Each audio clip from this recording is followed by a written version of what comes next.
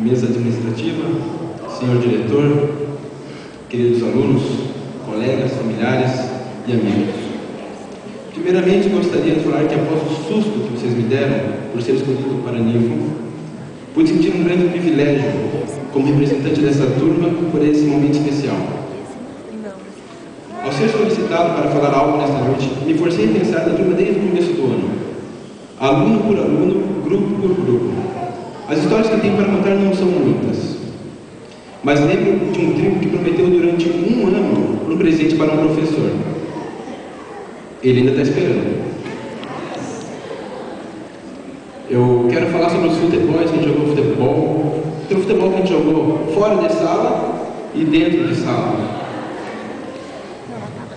Lembro de ouvir que um grande grupo da sala deu um apelido para o professor: Biru. Tivemos grupos que sempre ou quase sempre estavam envolvidos e interessados em estudos. E houve outro grupo que de ouvir em tarefa já se incomodava, queria sair da sala, queria brincar, conversar.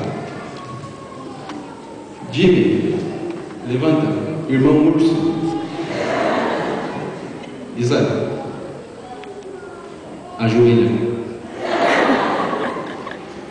Lembro de algumas encrencas envolvendo namoro e amizades. Pessoas que durante o ano ajustaram algumas ideias e estão em uma caminhada para frente bem mais tranquila do que estavam no início deste ano.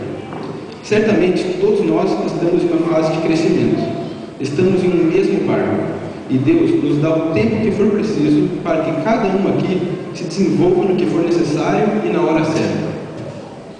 Só quero lembrar que vocês venceram uma etapa, outras ainda virão.